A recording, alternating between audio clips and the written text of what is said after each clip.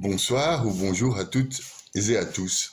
En fait, aujourd'hui, je vais vous parler en réflexion. Je vais faire une réflexion sur le Notre Père. J'ai déjà fait des études théologiques sur le Notre Père. Il y a 6 heures de vidéo que vous pourrez retrouver sur mon site YouTube, avec détaillé donc l'explication des 3 demandes théologales et des 4 demandes du Notre Père qui nous sont adressées à nous pour nous, les hommes. Cette réflexion me vient suite au fait que, en allant prier aujourd'hui à la chapelle, en passant ce temps à l'oraison, j'ai eu quand même l'occasion d'ouvrir les yeux sur ce qui se passait autour de moi. Et j'ai vu à 3 reprises des gens arriver, allumer une bougie devant Saint Rita ou devant Saint Benoît ou devant Dieu, et de faire un Notre Père. Alors ça donnait Notre Père qui est aux cieux, quand on sanctifie, quand on réveille. Et je me suis dit, mais comment peut-on aller aussi vite et comprend-il à une vitesse pareille?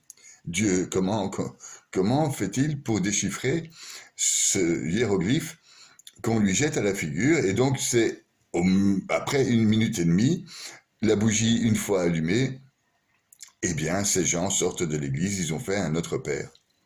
Bien, c'est vrai qu'on peut voir les choses comme ça, et que de toute façon, vaut mieux faire un Notre Père comme ça que de ne pas en faire du tout, c'est clair.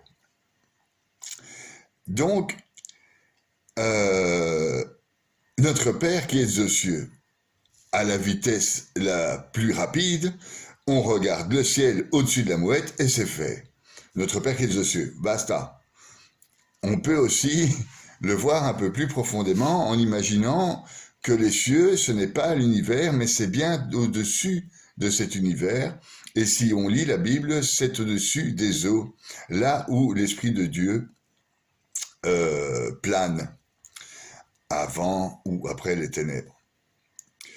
Donc notre Père qui est aux cieux, c'est ces cieux là-bas en haut. Mais les cieux là-bas en haut sont aussi dans votre jardin intérieur. Je vous ai déjà parlé de ces 3 parties que nous avons, cette partie matérielle, et puis cette partie médiane, l'esprit, la conscience, le libre arbitre, et la dernière partie, ou la première, ça dépend comment on se place, l'âme.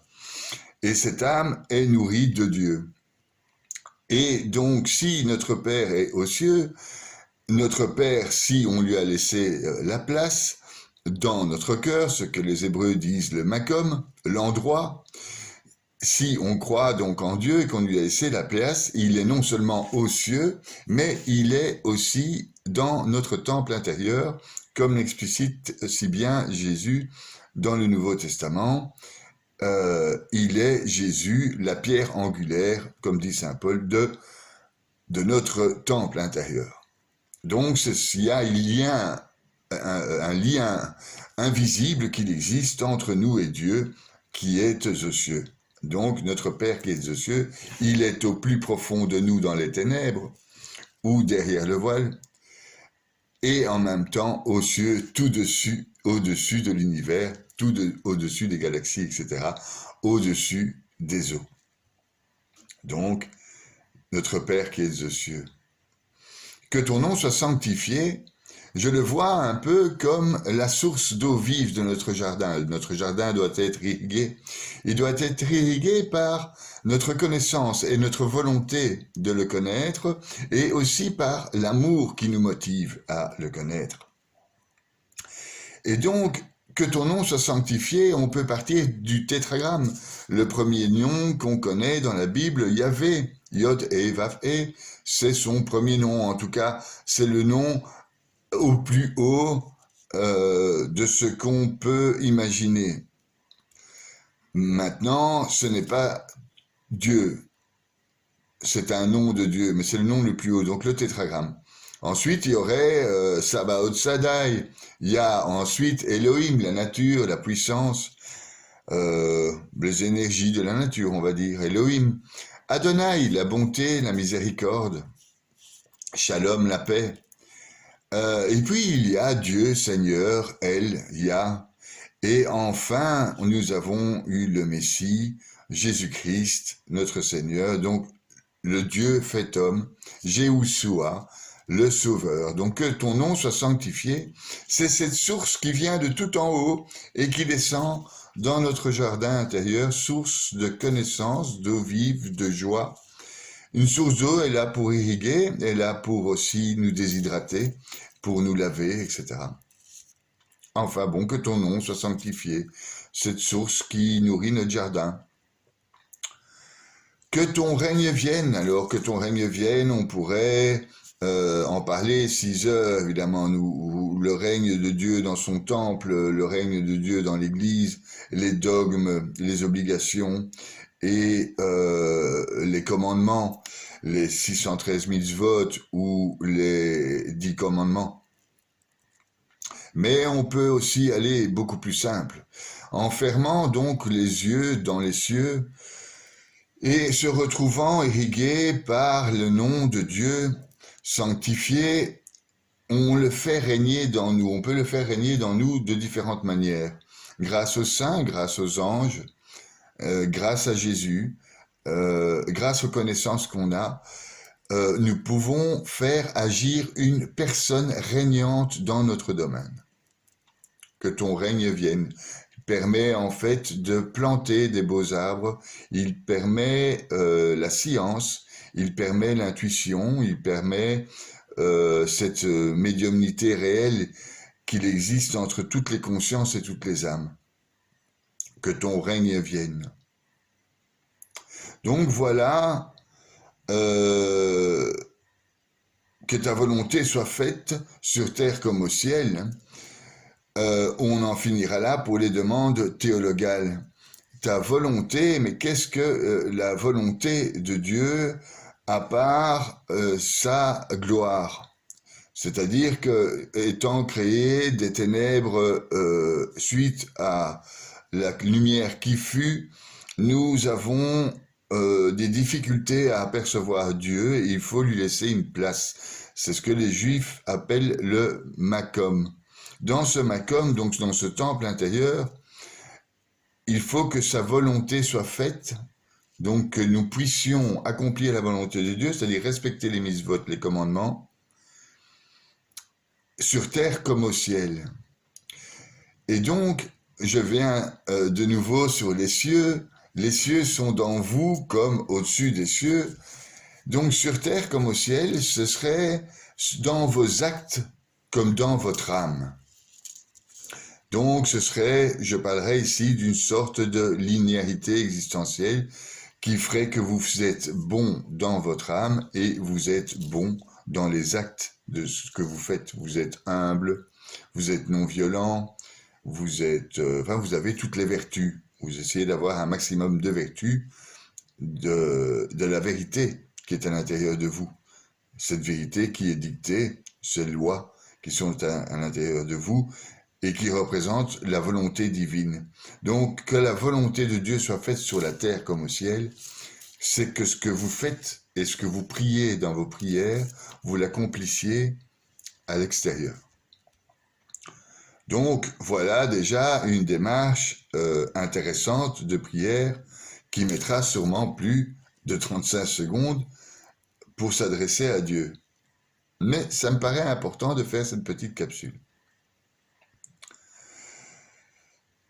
Là, alors, on arrive à « Donne-nous notre pain de ce jour ». Ce sont les 4 demandes qui suivent. Ce ne sont pas des demandes théologales, donc qui s'adressent à Dieu, mais des demandes qui s'adressent à nous. À nous, mais aussi à Dieu. On pourrait dire « Donne-nous notre pain de ce jour, apporte-nous tous les bénéfices de la journée ». Point barre. Aussi, si on rentre dans notre âme, on pourrait dire « Donne-nous le pain de ce jour, donne-nous cet esprit, donne-nous cette grâce, donne-nous l'Eucharistie, donne-nous un peu plus de spiritualité, donne-nous un peu plus de dévoilement, fais-nous part de la révélation. Le pain de ce jour peut être aussi assimilé à la manne des Juifs dans le désert. Donc, ils avaient la manne, une sorte de pain, de gel, de givre qui se déposait au sol. Ils n'en étaient pas contents parce que ça avait toujours le même goût. Mais cette manne les permettait de vivre. C'est un peu l'Eucharistie que l'on prend et avec lequel on peut nourrir notre âme. Donc, notre pain de ce jour, c'est un peu sur la terre comme au ciel. ou bien la réalité d'aujourd'hui, qu'on n'ait pas d'accident, qu'on s'entende bien avec sa femme, qu'on ait des beaux enfants, que tout aille bien. Et ça peut être aussi une dimension beaucoup plus sacrée et beaucoup plus intérieure, qui est la dimension spirituelle. Donne-nous un peu plus de ce pain qui donne la joie, qui donne la paix. Pardonne-nous nos offenses comme nous pardonnons aussi à ceux qui nous ont offensés.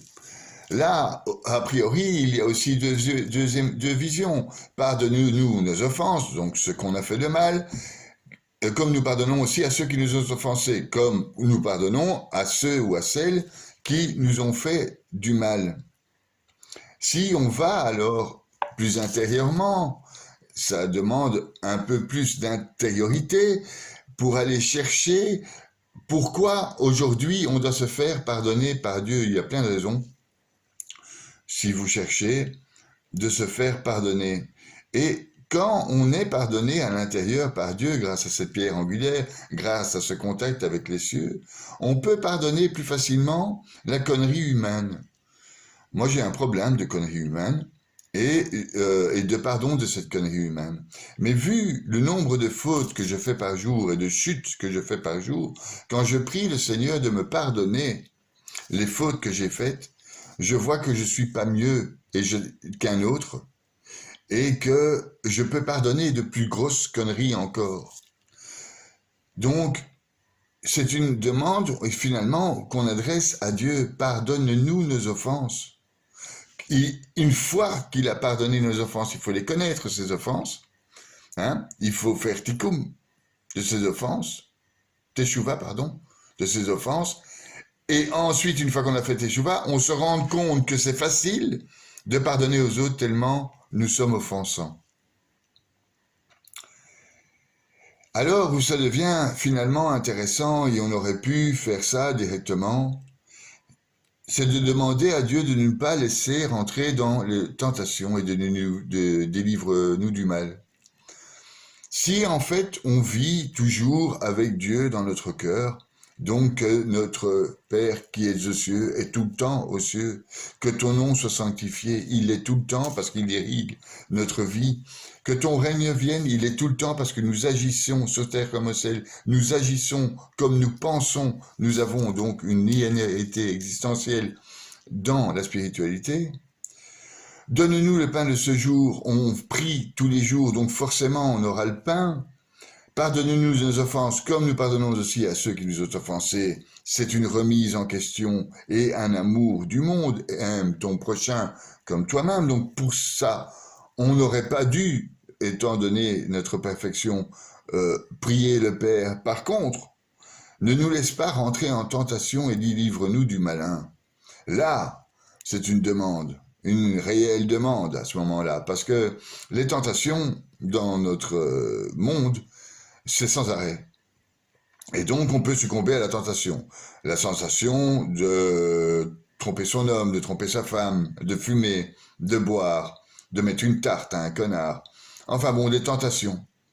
Il y en a beaucoup. Et il ne faut pas succomber à ces tentations.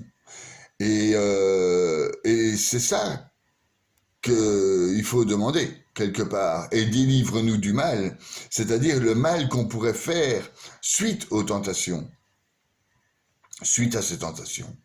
En fait, c'est ça le plus important quand vous rentrez dans une église. Dites-lui, ne nous laisse pas tomber en tentation, entrer en tentation et délivre-nous du mal. Donc voilà, j'ai fait cette petite réflexion sur le Notre Père, parce que je me dis, quand vous faites un Notre Père, adressez-vous au Père et réfléchissez, essayez d'avoir un contact avec celui-ci. Ça vous apportera donc le pain de ce jour et le pardon, etc. Voilà, voilà. À plus.